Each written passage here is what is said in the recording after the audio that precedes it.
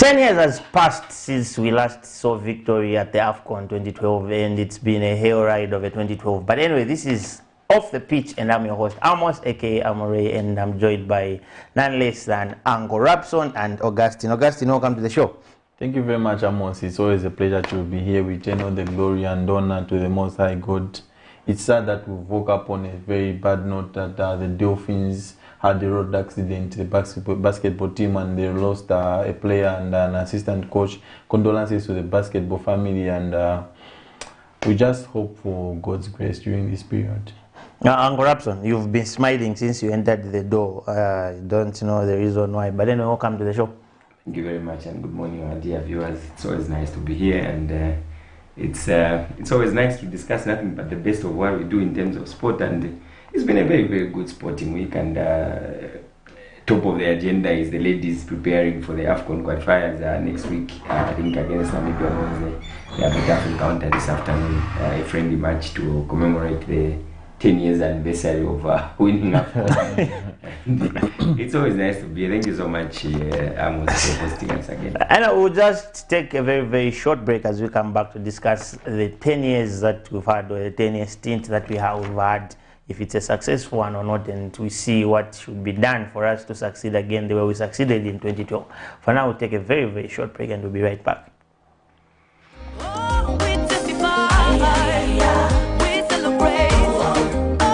Hello, I'm Deborah Lukalu, all the way from South Africa. You are watching Camnet Channel, not just another channel. God bless you. Stay tuned.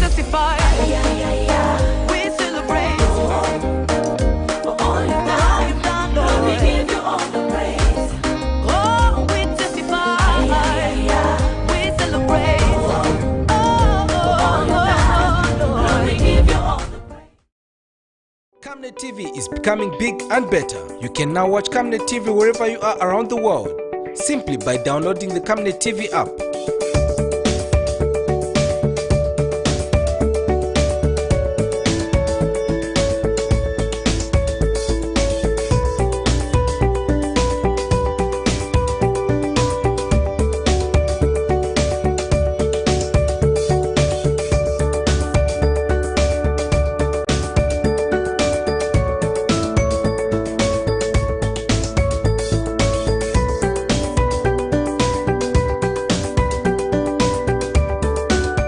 With Camnet TV app, you only use less bundles.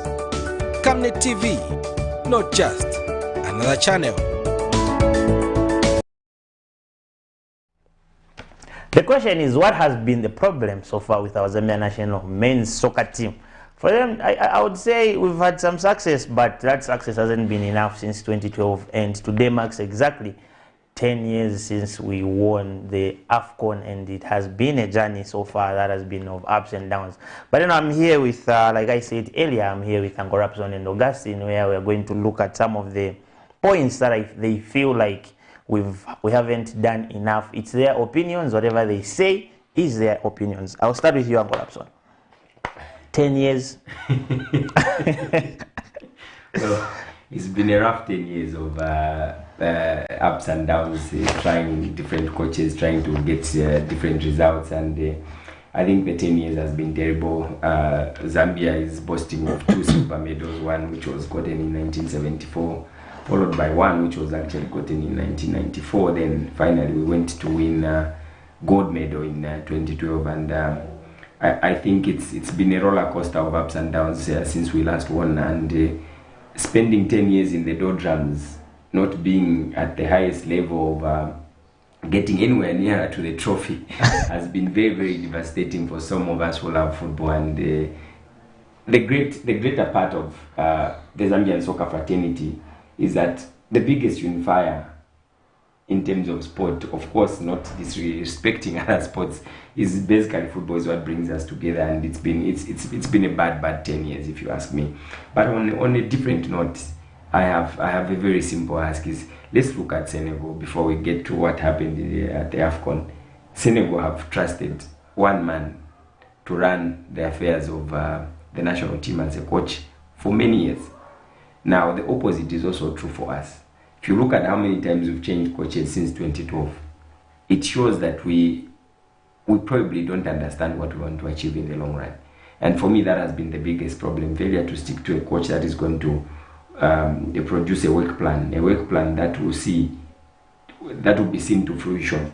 Because it's basically a situation where you sign a coach for 3 years. On paper, 3 years. The guy gives you a proposal for the next 3 years, what they are going to do in the 3 years, how he's going to develop talent, and how he's going to see. And before long, 1, 2, 3 results, people start making noise and you begin to change coaches. I hope you recall, one other example I'll give Augustine is Jurgen Klopp. When he joined Liverpool, he says, I'm building a team that will be forced to reckon with in the next 3 years. And everybody was quiet. Look at where Liverpool is now.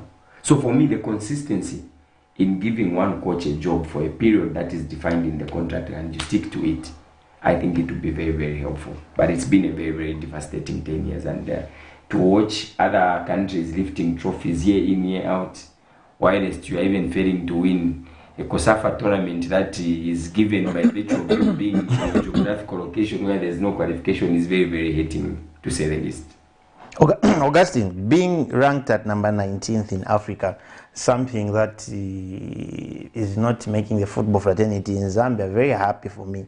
And looking at the point that Ango Rapson has raised to say, is it possible to just employ a coach who will be of a long-term contract? I think if you look at the way we are doing it in terms of hiring and firing coaches, that's where our biggest problem has been. I think we're not trusting the process. We're putting results ahead of the process. That's the biggest problem. A good example, like Ango Rapson said, is Senegal. They trusted the process. 8 years they gave Aliou Cisse to try and work his magic. And if you see in other parts, you look at consistency of both the players and the coaches. There is no consistency because you cannot see a Zambia national soccer team with probably the same starting 11 for 3-4 games. It's always changing. It's always changing. If you look at the team that went to win the 2012 Africa Cup of Nations, 80% of that team were in Angola when we lost to Nigeria in the quarterfinals. So you can see that it just didn't happen overnight. It's something which took time to put together and get to the 2012 AFCON. Some people have said that Bonetti won Rena used Bonetti's team at that tournament, and I always laugh because I know they don't understand football. Because Rena started that team, started building that team during the time when he came into Zambia. I think was it 2008, 2009. He built that team. You could see just a few changes from the team in Angola to the team that won the Africa Cup of Nations. Probably was Thomas Nyirenda, in came Nathan Sinkala in that holding row. And probably Emmanuel Mayuka ahead of when Jacob Mlenga wasn't fit, then we saw an Emmanuel Mayuka. And the good part was that there was strength and depth in that team. There was a lot of options. You remember we went to Africa Cup of Nations with Emmanuel Mayuka scoring goals at Young Boys. We have Fayo Tembo at Basel, who didn't even make the team for the 2012 Africa Cup of Nations. We had Jonas Sakuhaha, who was in Sudan and was the top scorer. We had Given Singuluma, he was probably the top scorer as well at TP Mazembe. We had players who are playing high-profile football. You remember TP Mazembe were winning the continental football. Stopera Sunzu, Hichani Monde, Renford Kalaba, Given Singuluma, Kadidio Kakonjo. You could see that these guys were involved in games of big magnitude every week. So now you look at the team right now, I think dependency is probably on Patson Daka, Fashion Sakala, Enoch Mwepu. Do they have real competition? I don't think so. That's the biggest problem that we have at the moment with Zambian football. One thing that I've realized about Zambian football is we haven't gone backwards. It's just that we stood on the same spot and people have overtaken us. That's one thing people are not seeing. There's technology in football. Do we have that in Zambian football? That's the biggest question. How many coaches know how to use the GPS system in Zambian football? If you look at how many coaches have we trained at the highest level? Because not just long ago, Car Warriors were sweating looking for a coach with a CAF. Is it CAF A? So you can see the levels of Zambian football where we are at. Teams a lot of countries are moving forward and we are not. That's the biggest problem. Our grassroots football probably now is taking shape. It was poor. So we are proper. Most of the times we look at the senior national soccer team as that's where the biggest problem is. But you know, Augustine, when you talk about coaches, I had a light moment with one of my colleagues, and he was saying if you look at the form where Zanaco is in the Zambian Super League, the draws that they've accumulated all this period, and the massive acquisitions with regards to players who've joined Zanaco with the hope of changing fortunes. They have done what they can in terms of changing players and bringing in new players. And at the same time, the question was, should they fire the coach and look for another one because they've had a very bad string of results? The answer was, they are in Continental. And the only one with Cafe who is available is the same coach who's there, so we can't fire him. So this is exactly what I'm trying to echo your point. Exactly, that's the biggest problem. So if you are going to look at it, we have had, from 2012, we have had 8 coaches, if I'm not mistaken, 8 different coaches during the 10 years. Cisse.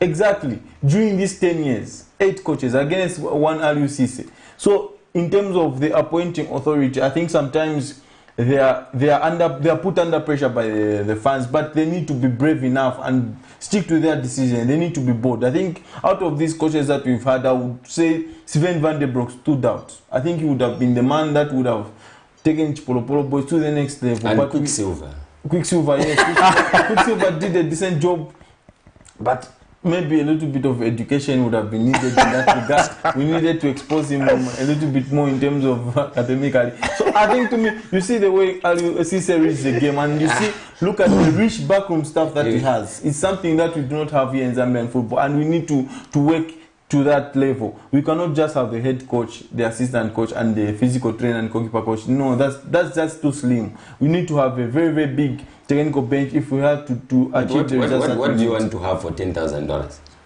That's the biggest problem. Our finances, the biggest problem. We get limited, really. If you ask me, the value of the amount that we are trying to offer a coach, top-class coaches will not get anywhere near that kind of money, because when you see the amount that you are giving a coach, because like the contract value that has been given to Ayosa.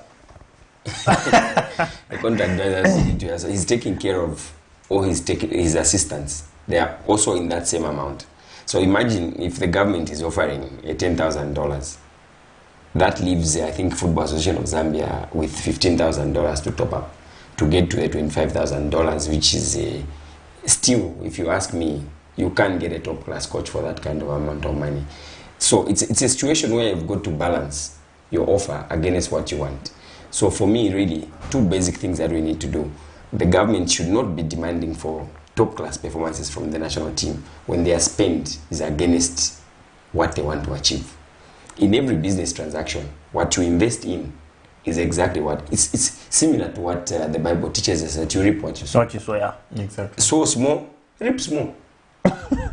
So it's an issue of us. It's not simple. So if you want to win AFCON and compete at a very high level, be prepared to spend a very, very high amount for top-class coaches.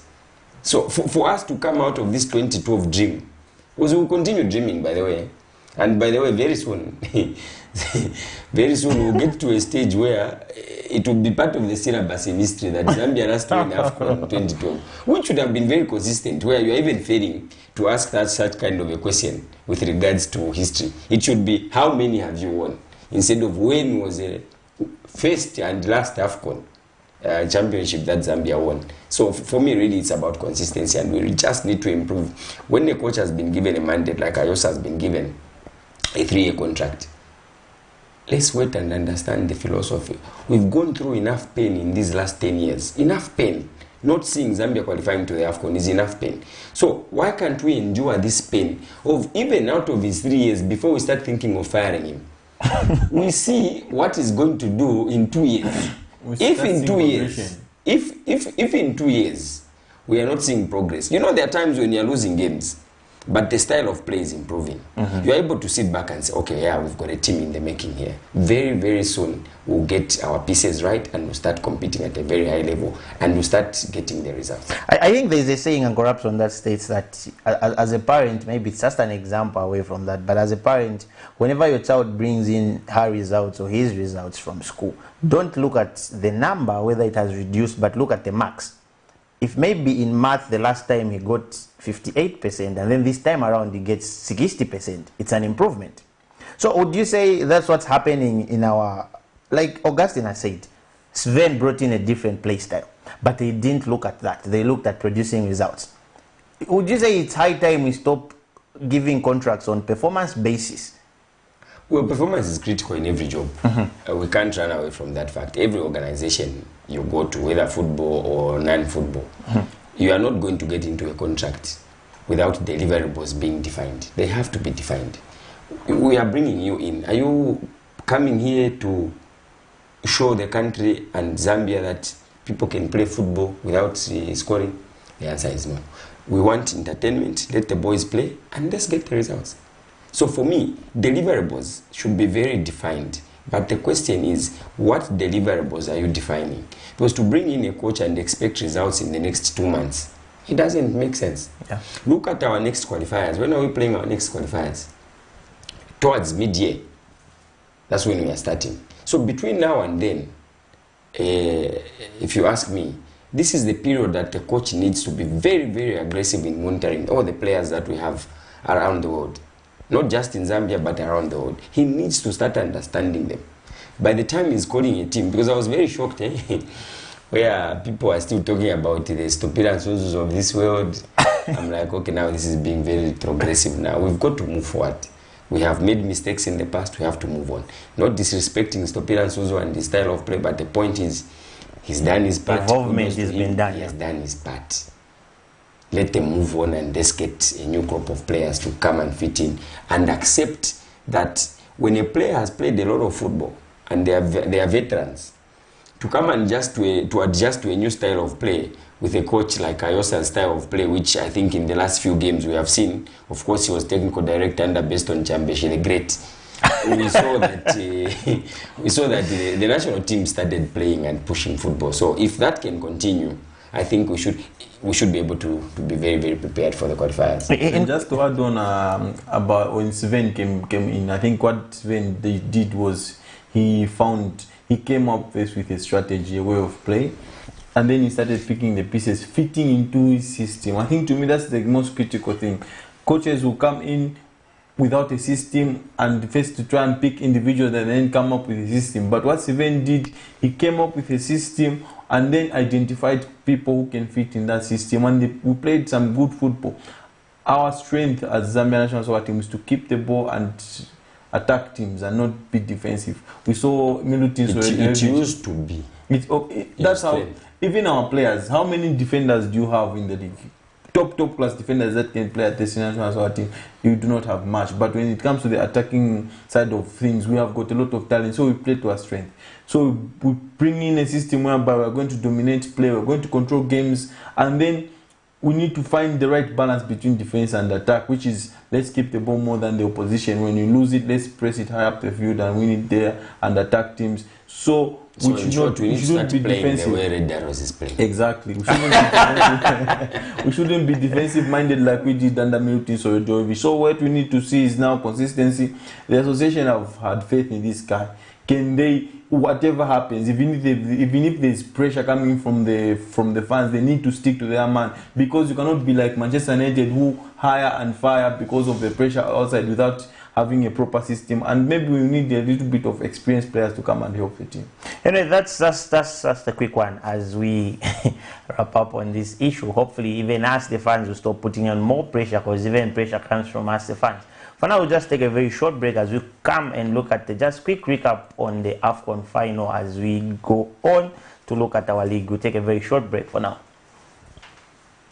Camnet TV is becoming big and better. You can now watch Camnet TV wherever you are around the world, simply by downloading the Camnet TV app.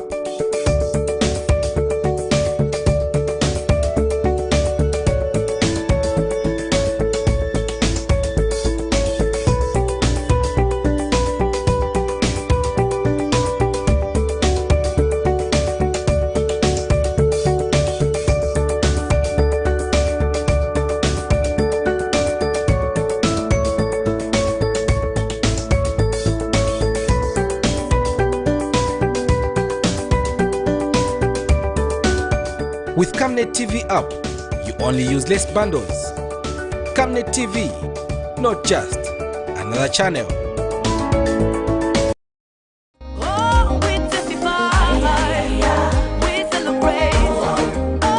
Hello, I'm Deborah Lukalu, all the way from South Africa. You are watching Camnet channel, not just another channel. God bless you. Stay tuned. Testify. We celebrate for all you've done. Lord, we give you all the praise. Oh, we testify. We celebrate for all you've done. Lord, we give you all the praise. Mane carried the day against his his fellow striker Mohamed Salah. It was a final that took a glimpse of what we expected, where you guys said it clearly to say if it won't end in the field of battle, but it will be decided on the post-match penalties, which we saw. Any interesting things that you got from there, or any surprises that you got from the best player of the tournament, keeper of the tournament? For Abubakar, it was natural. We saw that coming. But for these other... Well, for me, I still have a bit of some questions on how Edward Mendy was given as a goalkeeper of the tournament. I'm not taking anything away from his achievements, but I think him being given that particular prize as the best goalkeeper of the tournament, I think I'm looking at it from an angle where it's a combination of his club performance and his national team performance. When you focus on the actual tournament itself, I think the Egyptian goalkeeper was way better than Mendy with regards to making an impact in the team. You could be a good goalkeeper, you're not conceding goals. The same with you, you're not conceding goals. But at the end of the days, both of you are not conceding goals. But who is doing more work to protect his goal, to protect his team from losing? I think the one who made some of the classic saves of the tournament was actually the Egyptian goalkeeper. So that particular prize for me, Augustine, I think it should have gone to Gabaski from Egypt. Let's look at this Augustine first before you come in. Him being the second choice. Coming in he came in the second game, if I'm not mistaken. Yes. A bit of COVID stuff. And looking at, he played the semi-final and the quarter-final, semi-final, I think, and the final with an injury, and he had some very fantastic saves in terms of the penalties. And then at the end of the day, I argued with one soccer fan, Ango Rapson, who said, they combined all the achievements that Mendy had and had to put them there. So I asked him one simple question: if Mendy was not to win the AFCON, was he still going to be crowned the best keeper at the tournament? I think that's the biggest problem. I think CAF are trying to share their awards, if you have to be honest. Gabaski, I think, was the best goalkeeper at the tournament. Everyone saw that he saved 8 penalties, I think, which is not easy for a goalkeeper in the tournament. If you look at his performance compared to Mendy wasn't worked that much, if you have to be honest. I think Kalidou Koulibaly and Diallo did the work for him. He had the best defender. Exactly. He wasn't going to be the best goalkeeper. He had the best defenders who defended him very well. Even in the final, how many saves did Mendy make? And how many saves did Gabaski made to see the game going through the penalty shootouts? I think that's one question mark. I think it's a guy who had made his debut in Egypt, I think in 2012, was it? Somewhere back in 2012. And he went silent, and he had to come back at the biggest showpiece. El Shanawi got injured and he had to step in. It was the biggest gloves he could have stepped in, because El Shanawi is probably one of the best goalkeepers in Africa. Ali's first choice, so it wasn't going to be easy. He came in and he did his job very well. I personally felt he was the goalkeeper of the tournament. I think he made some brilliant saves. His understanding of the game was top class. If you look at the player of the tournament, I felt Vincent Abubakar was the player of the tournament. Sadio Mane just came to the party in the last 2 games of the tournament. The last two games. Exactly. He showed character after missing that penalty in that game. And I think after he missed that penalty, his performance after the miss was actually playing for the... He had heart for the country. I think that's the performance that a lot of people expected from Mane. They would have just given Sadio Mane man of the match in the final, not the player of the tournament. That's the biggest mistake. Yes. We shouldn't confuse things. I think the player of the tournament was Vincent Abubakar. He carried his team from the group stage up to the knockout stages. I think to have scored in, is it almost every game of the tournament, and then you do not win the play of the tournament, that's very disappointing. So the only worry there, I think, is CAF was trying to manage how these prizes are distributed. Exactly. To be honest, look at the game where they were 3-0 down, where Cameroon was 3-0 down. Was it third and fourth? And that player was reintroduced in the squad. They made a couple of changes where they took off the young, inexperienced players and brought in experience. What was the result of that game at 90 minutes? 3-3. That is the type of character of a player that should have been given the player of the tournament. But it was an issue of saying, why are we going to give the same player two different things? Exactly. So they had to balance out. But that But kind should of it be like that? No, it shouldn't. People It should shouldn't. ma- should- It shouldn't. It should be on merit. Exactly, it should be. If on I'm going merit. to win all the prizes because I have done all the characteristics of the 3 prizes at stake, I should be given. It shouldn't be a situation where, okay, let's now balance this one, this side, this one. It's very, very. But for me, the question, Ango Rapson, still comes back to what process do they use in selecting players to get these awards? There are several factors that they use because for me, Do they consider the actual tournament or they consider the shows. whole achievements of You the see, year? It's just at the tournament. I the think bottom should- line. that's the shocking part of The it. bottom line is it's stated player of the tournament. Exactly. So you forget what the players have been doing at the clubs. You take them aside. Those are for the African player of the year. That is where you can consider how the players been That's when performing they at should club be level as shortlisted. well as at national level. This other one is specifically for the tournament and should have stuck to that. And the special mention was the Egyptian defender Amdi. I think he was probably yeah. probably the best defender at the tournament. I've never seen someone who's passionate at defending like him. He was blocking everything. I think to me he should be in the team of the tournament. I haven't seen the team of the tournament yet, but he should be in the team of the tournament. When is it supposed to be released? I think CAF should come up with the team of the tournament. We are yet to hear if there is a team of the tournament. Any expectations, Ango Rapson, that you felt like should have come out in that tournament?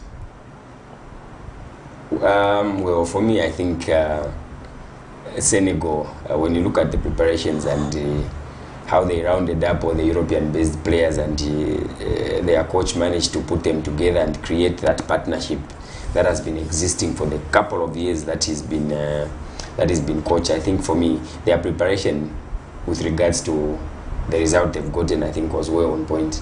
The Egyptians, for me, I'll tell you one thing, I didn't expect them to reach that far, but from the very, very beginning at game 1, when they met their fate in game 1, the way they picked up pieces and started protecting games in 90 minutes and only hoping that when we get into extra time, we step up our game. And they knew how to manage games. They did that twice, I think, if my memory serves me right.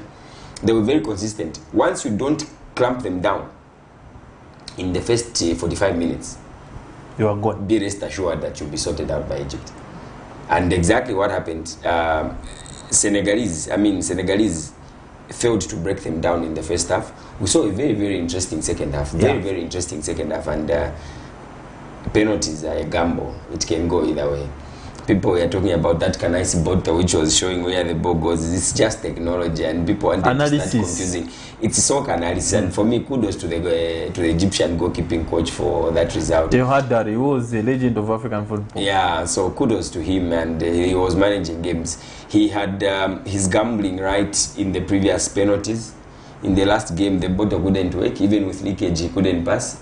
That goes to say, you people were still writing exams. Be rest assured. But I thought starting at the last minute is also a problem. But they did well in terms of their starting because his movements. I think the penalty takers were very, very powerful. I think they went for power than technique. They went for power. So that's what beat Gabaski at the end of the day. And the beauty is he was always going in the exactly. Yeah. And if you look at the whole tournament, I think I fell in love with Burkina Faso. I think the way they played, they were fearless, they were fun, they were very, very entertaining. I think to me, the one thing that I would say was not so impressive from this tournament is the attacking side of things. I think we didn't see enough goals. We expected a lot of goals because AFCON is always free flowing. It's all about playing open football. And positives you pick from this tournament. You saw local coaches being given the opportunity to be at the biggest showpiece of African football, and one local coach eventually went and won it in LUCC. I think that's very, very impressive.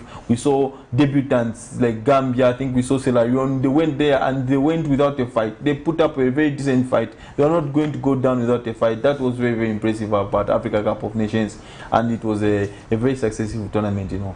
And it was a success one, but hopefully we'll see Zambia qualifying in the next one so that we see some success as well. But anyway, let's look at the Eden League, Ango Rapson, something that for me I feel like it's one of, this year has been an interesting one, or this season has been an interesting one in the Eden League.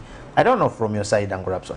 Very, very interesting if you ask me, because the biggest story are the two top teams. I think for me, I'll keep maintaining this story. It's not easy to be demoted from the Zambian Super League. You go down there and you still maintain your status quo as the teams that are campaigning to come back to the Super League. It never happened to Changani Rangers. It never happened to Mfuria Wanderers. It is happening to Lumwana Radiance. It is happening to Napsa Stars. Very, very interesting fixtures that we have this weekend. But when you look at the past results in the past week, the top two teams, we have seen where FAS, I think, have... I'm not too sure if they've confirmed, but I think they've deducted the 3 points which were like awarded because Kaisa couldn't travel to Lumwana Radiance. So that case is still under the disciplinary issue. Brings the result to 40 points. 40 points. The top two guys are sharing the spoils at 40 points. Of course, Lumwana Radiance has a superior goal aggregate for them to be top on top of Napsa Stars. I went and watched Napsa Stars at Woodland Stadium against Young Green Buffaloes. Aubrey Cheda. I'm telling you, that boy is something else, that one. I saw Young Green Buffaloes play a very, very spirited game. They played together. I saw Napsa Stars concede very, very quickly in that match, and they came back. It was 1-1. But of course, at the end of the day, Young Green Buffaloes scored the winner, and that boy Aubrey Cheda, was a marvel to watch. He's a very, very good young lad. I think that's a guy who was at the senior team. If not for injury, I think Aubrey Cheda would have been at the senior GBFC team. The young brother to Emmanuel Mayuka is very, very good. I think his movement is exceptional. I think when he gets back to full fitness, probably we'll see him back at the senior team. Probably they really need him because they are lacking in terms of goals. If you look at Napsa, disappointing result against local rivals in Young Green Buffaloes. Did they even lose the reverse fixture? No, they won. They won Napsa Stars by 1-1. So I think if you look at Napsa Stars, their undoing is they do not have a lot of goals in them. Probably when they can only score more than most of the games, just one goal. When they score a lot of goals, it's 2 goals. So they need to work on that side of things. I think they need to open up defenses more because every team is looking forward to playing Napsa Stars. This is a team which was playing continental football just last season, and now they're in the Eden League. So every team wants to play and beat Napsa Stars. So it's becoming tougher for them by every time. At the start of the second round, they were in their mini league with Lumwana Radiance. But if you look at it today, Muza are just, is it 1 point behind Napsa Stars? So I think you can see now. Yes, you can see now.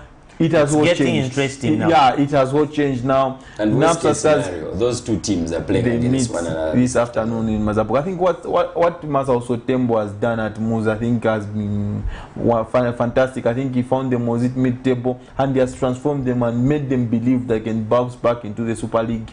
The last time they were in the Super League was in the transition season. They went down at the first time of asking, did they learn lessons from that time that when they come back this time around they can do things differently? I think probably Lusaka Dynamo's misfortunes can be the fortunes for Muza. Anyway, let's just look at the fixtures that took place last week, Ango Rapson. Gomes managed to beat Luapula Green Eagles by 1-0, and Lumwana Radiance managed to beat Nchanga Rangers by 2-0. Kitwe United managed to beat Trident by 1-0, and Maite Mufulira Wanderers Awine Chungulo managed to beat Livingston Pirates by 2-0.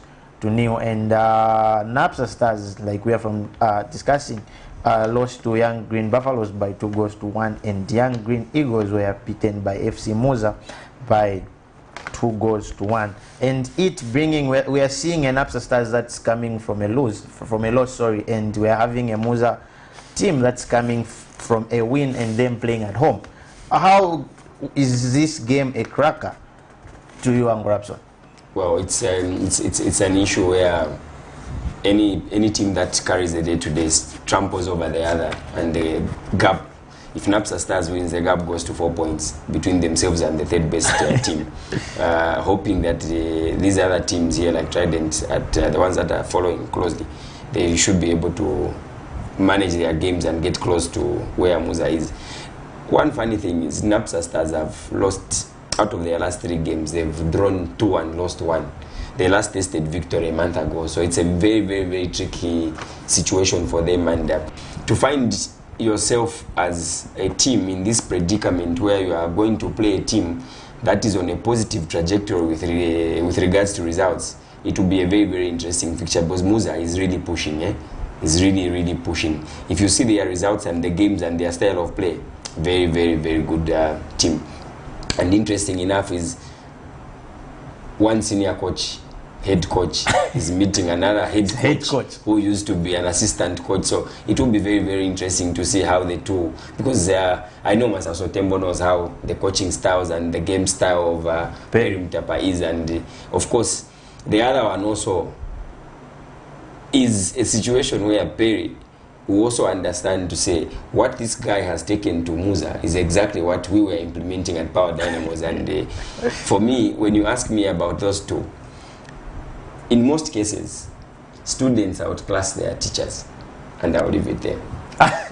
Let's look at another interesting fixture, Augustine, where we have Lumana Radiants, who are also fighting for promotion, are facing Quattro Kalumbila, and it's a race that Lumana Radiants will benefit from the FC Musa game versus Napsa. I think what Lumana Radiants are looking at going into this afternoon's encounter is that whatever result which will happen in Mazabuka will be a plus to them if they manage to get all the 3 points. I think, to me, at this point now, you start looking at the chasing pack. You need to separate yourselves from them if you have to have a realistic chance of getting promotion, because now every game that goes by, it's becoming tight. I think Eden League is becoming tight, and then advantage is always with the home teams now. If you look at the way things are panning out, Napsa was beaten at home. Yes, Kalumbila, I do not see them getting anything in that game, to be honest. I think Lumana Radiants are lethal. They are playing some good football. I think after the Nchanga Rangers result, I think that's a tough local derby. Yeah, it's a local derby, but from the form that Lumana Radiants are enjoying, and the game against Nchanga Rangers, I think that was a very, very big test for them, and they passed with flying colors. They are looking over what will happen critically in Mazabuka, and them getting all the 3 points this afternoon, and not forgetting my team Fulia Wanderers. Hey, Jeff was saying, as things stands, we are in the top 4. When my team Fulia Wanderers took the lead, but unfortunately, table stand and they're no longer in the top 4. It's still, but we won't shy away from this encounter, Rapson, Nchanga Rangers versus my team Fulia Wanderers, and it will be live. This is a Super League match. This is supposed to be the Super League. This is a battle of the old guards. Battle of the old guards, those who've tasted Super League football, those whose their fan base is still high. Is extremely high, regardless of what you do to them. I think their fan base doesn't change, and they keep growing those numbers. Of course, they can't get anywhere near the kind of fan base. But this is just a fact. They can't get anywhere near the kind of fan base. The most successful team in Zambia, my team Fulia Wanderers. They have got the most. But I'm talking about the fan base. Yeah, Jeff will tell you this is the biggest game in Zambia. I think because him and Nathan Chiwempara. It's a tough game for them. What a match! What a match! And I would have loved to watch this game with them. This one, this side, and I'm in the middle as a match official. Now this side would have Uncle Reyesga and Nathan Chiwempara. They would have been. Jeff would have also brought backup. There's Agnes. Oh yes, and Agnes is a staunch Mvula Wanderers fan, so they would have been to this side and to this side. Then we see. So that game is going to be very, very interesting this afternoon, and I'm only hoping that the chasing pack towards the top 4. This is one of the games that will suppress the other from proceeding to. It will shape up our chasing league, the I'm back, sure. yeah. It will shape up our Very league. interesting encounter. And it seems to be a very crucial game because it's to be covered. But anyway, let's just give a quick one on the other games that are being played today. We've got Jesco Malite Rangers versus Kitwe United, and we've got Luapula Eagles versus City of Lusaka, Livingston Pirates versus Police College, and tomorrow, Sunday, we've got Kaisa versus Young Green Eagles, and we've got Trident versus Jumulo, and we've got Young Green Buffaloes versus Gomes. Those are some of the games that are making headlines in the Eden Super League. But now let's look at our FAS Super League. Earlier you spoke of something, Uncle Rapson, to say, I'll start with Red Arrows. You said they will have it very difficult and hard tomorrow as they face Green Eagles. It's the biggest test. Of course, I won't say this is the biggest test on paper. When you look at Green Eagles and their Independence Stadium in Choma, that's a very, very difficult hunting ground for most of the teams. And to have this kind of fixture being played in that area, the biggest disappointment, which should have been the biggest result, was for Konkola Blades last weekend, and it never came to pass anyway. So I think for me, when you look at the fixtures that have been displayed there, you can see that the biggest game for me, the biggest game of the weekend is that particular game where Green Eagles is hosting Red Arrows, and it will not be easy. We have seen an unprecedented story, a remarkable story that Red Arrows is writing with regards to updating the fans and the media about the situation in camp. On every Friday they're having a press briefing, a pre-match press briefing where they are talking about the injured players, how they've prepared for the game. I think it's one of those things that most of the clubs should actually inculcate and make it part of it. It should just be a routine for clubs to give those updates. And that game there, I have seen the likes of Saddam in that game against Konkola Blades. I could see character in the team of Red Arrows. I think that team, Chisimbewe and his technical bench, I can only clap for them. To come back from a 2-0 down, keep on fighting, get that dubious penalty in the 96th minute, and they score, and it ends into a 2-2 draw. I think for me, the team showed character. They were down, but their heads were up.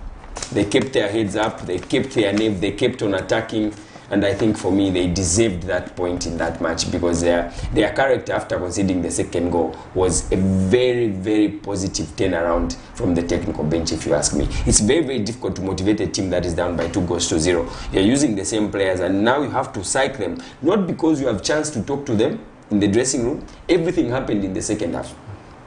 It's an issue of what have we been training to do in a situation where you are trailing by 2-0, and I think Red Arrows showed character. Maybe before I come to you, Augustine, let me just give a quick one on the games. These are the MTN Super League games that are being played this weekend. We've got an early kickoff. That's Green Buffaloes hosting Chambeshi. That's at the Edwin Imboila Stadium, and it will be live. And we've got Kafue Celtic versus Power Dynamos at the same Edwin Imboila, and it's a game that I bet you are going to cover these two games. And we've got Kansanshi Dynamos versus Zesco United, which will be played at the Independence Stadium. We've got Nkana versus Indeni. We've got Kongola Blaze versus Kawe Warriors. And tomorrow, Sunday, we've got Green Eagles versus Red Arrows, the game that we are from talking about, Uncle Rapson. And we'll have Beautycon versus Lusaka Dynamos and Forest Rangers versus Ngwazi. But I think, Augustine, before you come to the games that are playing today, let's look at the Lusaka Dynamos, the Beautycon versus Lusaka Dynamos. And Lusaka Dynamos that we were laughing about last week.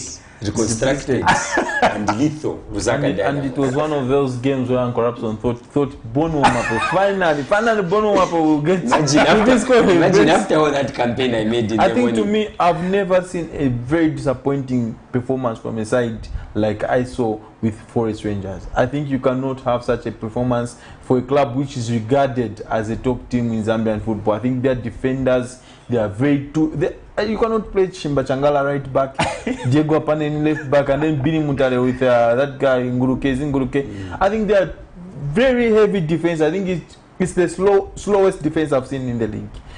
And they were found wanting. Lusaka Dynamos were very, very clever. They passed the ball very, very well. They found space in behind, and they had willing runners to get in behind that Forest Rangers defense, and they opened it up with free will, I felt. You can see now the magic which Matthew Spree just in 190 minutes. What he can do to that Lusaka Dynamos, and now they have got a little The bit free of hope. agents are winning. Yes, they've got a little bit of hope, because I was hoping if I play at Barcelona Academy, probably they will sign me Lusaka Dynamos, because they were signing anyone now. With 2 legs. No, we are working on the papers. So if you look at Lusaka Dynamos' performance, I think they can build confidence from that going into this game. I think Musa Lamisa is probably one of the best players in the league. Regardless the struggles that Lusaka Dynamos is always standing up for a football match, and he's always willing to put up a performance for his team. I think that's why he's now captain of the club. I felt Tiberius Lombardi was outstanding on the day. He did very well defensively. I think now the funny part about this meeting is that young Chipioka Shonga has moved from Lusaka Dynamos to Buildicon, and he'll probably be making his debut against his former side. Buildicon, from a defeat against Power Dynamos, they will need to bounce back this afternoon at Levi Mwanawasa Stadium and get a result against a rejuvenated Lusaka Dynamos. We saw it trending on social media. Ngorapson Wengana announced to say today it will be free entry, depending on if your fans are willing to be vaccinated. Chambeshi. How are we seeing? Are we seeing a stadium loaded? What Chambeshi can do? A double Vangana, and now it's free entry at Chidaka. You're supposed to say something. Ghana Football Club is not a team that is used to play in swimming pools. Swimming pools are meant for swimming, not for playing soccer. It's you who are saying that, Angorapson. You're Ghana fan. We beat Nkwazi on a waterlogged pitch. Let me That explain. was an ocean. Let me explain. We beat Nkwazi in the first half. That goal was scored in the first half when the pitch was dry. But why did you accept to come and play the second 45 minutes when the game? I mean, I'm not the authority official. to decide whether the pitch is playable or not. But I think the goal that we scored in that match, which ended 1-0 in that waterlogged pitch, the goal was scored before the rain started. Yes, it was two that good simple. goals. This game we are discussing, there was a heavy downpour. We could see that even a boat that these two speedboats, they can probably enjoy and have fun there. So but I don't know why officials allowed that game to proceed. The same way they allowed that second half at Edwin Imbweda to proceed, that's the same way they allowed that game to proceed, because they understood that Ghana managed to play in that ocean. What was going to be so hard? How about the swimming pool in Chambeshi? You are a problem. Anyway, Ghana Football Club is bouncing back this afternoon. We are facing Indeni Football Club, and I think for me, back-to-back losses are never acceptable at Ghana Football Club. Congratulations to Chambishi for beating us home and away. I think for me, sometimes it's just important to acknowledge that. I think whether they won it in that kind of circumstance, the point is both teams were on the same pitch. They were using the same surface. Probably the other one was more organized than the other. I think they are probably used to playing in that kind of surface. Exactly. You know, the pitch at Ghana know Stadium, the bounce of the ball. They know the bounce of the ball. They know where to take it, and they did the job on Ghana Football Club, and kudos to them. In Deni, they should brace themselves for a very heavy defeat this afternoon as a way of bouncing back from that bad game.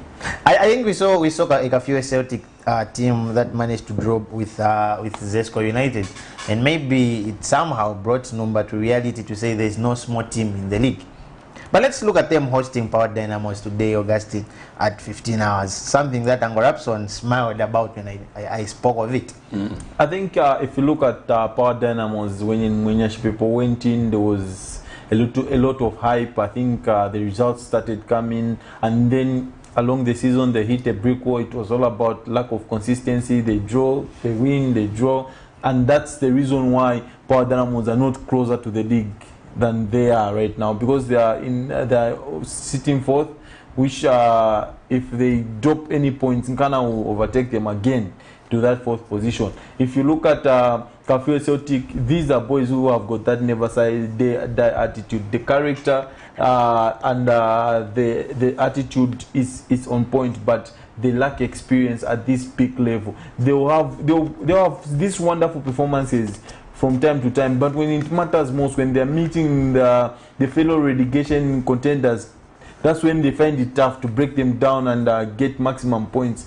Big games like Zesco United, they turn up. Big games like Nkana, they turn up. That's because they are motivated in games like Power Dynamos, they turn up. Red Arrows at Colombo Stadium, they showed up. I think so. They're motivated when they're playing these big teams because it's a short window for these young boys, and they realize that an opportunity and they want to seize it. But against Power Dynamos today, it will be one of those games where you see beautiful football because both teams can pass the ball and they can pass the ball. And I think for me, between the two teams, Kafue Celtic's ball passing accuracy is very, very on point. It will be a very, very entertaining game. I think Mwenye Chipepo has done his part at Power Dynamos. He's brought them from the relegation battles to up there, and where they are now, I think they are the biggest threat to the league at the moment. When you look at how they've been coming up, of course, away from Red Arrows because it's theirs to throw away. But I think when you look at the chasing pack, I think Power Dynamos is one of the teams that is likely to put a lot of pressure on top there, challenging for the title. Kafue Celtic, kudos to Job Walia. He's done a fantastic job in those lads. He's put in some self-belief. They went to Zesco United last weekend. In their minds, they were remembering a 2-0 victory at Edwin Stadium. They went there, they were quick, they conceded. But that's a team that even after conceding... So 4 points against the champions? Yes, the defending champions. They went to Gondola, they conceded quickly. They put up their heads, put in a fantastic performance. The end result is they got away, they got a point from Dola and they came here. So this afternoon's game against Power Dynamos, very, very interesting game, and I think all roads will lead to that stadium to go and watch. After we see the Nyanta boys have probably woken up from their 10 games slumber, they should be able to wake up this afternoon and record a victory against Champishi. I'm fancying them to win that game. And just the way they won big game, I think Kansanshi Dynamos hosting Zesco United. I think to me that's going to be a very big game. It's a cracker. The senior players who left. Boyd Mwanda faces his bitter rivals when he was at Beauticon in Zesco United. Jesse Were faces his former team. I think it will be a cracker. Even Bruce would also want Msakanya, he wants to prove. It didn't work out for him at Zesco United. He would want to prove a point for him. Are we seeing a draw in that game? I go with the Kansanshi Dynamos 1-0. It's a very, very difficult call, and for me, I think when you look at the pressure that Zesco United has in exerting pressure on Red Arrows on top, they were from dropping 2 points last weekend. To get into this match, their focus is on 3 points. 3 points, yeah. But unfortunately, the Mavanga boys can't just allow them to go all the from way. That victory against all Indeni. the way from that victory which they picked up against Indeni to go and again drop all the 3 points. I think for me to be shared spoils today. Share the spoils. A quick one. Tomorrow, Zanaco is playing in the CAF Confederations Cup, where they are playing CF Sakshi and something like that. Are we seeing a different Zanaco from a Zanaco that... Well, probably the more reason why their focus has been very, very divided is because of a tournament like that. And for me, they have a point to prove against all of us for their lackluster performance in the Zambian Super League. So, and this is a team where Boyd Msonda was plying his trade before he came back to Zambia, to Zanaco, and he knows a couple of players, he knows their style of play, and you know how the teams in that part of Africa, those are teams that have one philosophy that has been at the club over the years. So their style of play is not a style of play that changes over time. It's always the same, and I think with the knowledge that Boyd Msonda has, probably he should be able to add a bit of value and see whether the Zambian team can come back without defeat. But the best result for them in that game is just another drop. If they can get a point, they should celebrate as if it's a victory. North Africa is not a very, very easy hunting ground. And due to time, Augustine, let's look at the Club World Cup. We had the Club World Cup that's still taking place. And the finals are today. We've got a third and fourth game that will be played at 15, and it's again Al Hilal Saudi versus Al Ahly. They'll play the third and fourth, and we've got a final that's at 18:30. That's Chelsea against Palmeiras. We saw a Chelsea squad that had a narrow win, a goal scored by one Romelu Lukaku. As usual, his usual goals for me. Are we seeing a Chelsea carrying a day for Mendy to adapt to his trophy cabinet? probably they'll carry the day. This FIFA Club World Cup is a tournament which is just designed for European champions to come and lift the World Cup. Nothing special about the tournament. I think we have to be honest. I think Pitu Mutsimani was on point when he said, how do you organize a tournament on top of another tournament? Because the Africa Cup of Nations was being played and they kick-started their FIFA Clubs World Cup. I think there's no level. It's not a level playing ground. I think the team early facing the semi-finals, they were on bye. Why? I think to me it's a tournament which is just there to crown the European champions as they are now the world champions. There's nothing special about the tournament. So it has to be just taken there. Yes, without and just win it easily. Let's look at the number of players that All the clubs that were performing, that were participating at the Club World Cup Championships. The biggest losers were Awali. They had, I think, seven players with the national team. And then you get that kind of squad. The point is, those are African champions. African champions. Which players had the medals in that African club that won the African Championship? Those are the players who should have gone to meet. And they had a couple of injured players. I think the number was probably close to 11 players who are missing because Pesita was out injured, and a couple of other players who are out injured. I think to me it doesn't make sense how FIFA do these things. It's not a level playing field. If they'll need to restructure this tournament for it to be more competitive and exciting. I think to me, if you ask the viewers out there and the football fans, no one is caring about this tournament, only Chelsea fans. Let me just a quick one as we wrap up. Let me just give, we've got some EPL games that are being played today. Manchester United kick-starting the day at 14:30. That's Manchester United hosting Southampton. And then we've got Brentford versus Crystal Palace. Hope we'll see Eriksen making his debut today. And we've got Everton versus Leeds and Watford versus Brighton. And lastly, Norwich City versus Manchester City. Your last remarks and corruption as we come to the end. Sure. Interesting match at 14:30, Manchester United versus Southampton. Very, very interesting match. Southampton is coming from a very, very, very tough match where they recorded a victory against Tottenham Hotspurs. They won that game by 3-2, whilst Man United failed once again to record the victory, and they would want to get into this game and see whether they can bounce back from that bad stretch and probably provide some victory in this afternoon. My last 2 words, I was almost discussing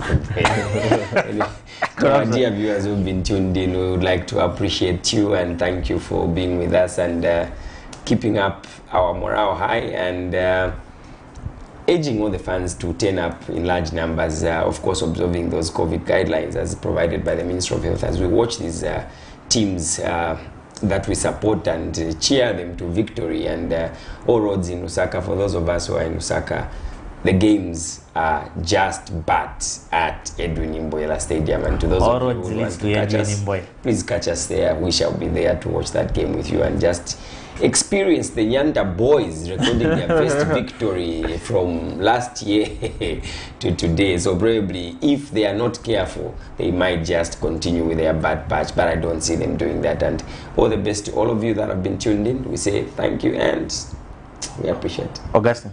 A big thanks to all the viewers out there that tuned in. We always appreciate your effort to tune in to watch us. I think all roads lead to Edwin Imboela, like Uncle Robson has said, but my first stop is Barcelona Academy to watch provincial Division 1 football. I think Atletico is taking on Happy Hearts. Camnet Stars is playing as well. I think it's a jam-packed weekend, and we thank you for the fans that are tuned in, and we look forward to a big one in Mazabuka between Muza and Napsa Stars. I think the brothers meet in Perimtapa and Masaus. Something that you are looking forward to. Hopefully, like Corruption and Augustine have said, it's a jam-packed weekend, and we can't shy away from covering all these games like we've shared the coverage. Right about now, all roads for me leads to Kabulonga, where I'm going to cover Camnet Stars, who are playing against Blue Bullets, and hopefully they'll carry the day. But for all the viewers who tuned in to watch us, we thank you, and not forgetting the whole entire production team. One Elijah Chifita, not forgetting Isaac, as he was the one giving us all the things that you are seeing on television. For now, you can stay glued for Amazing Katamanda is coming on your screens with the weekly gospel show. For us, it's bye-bye. See you next week.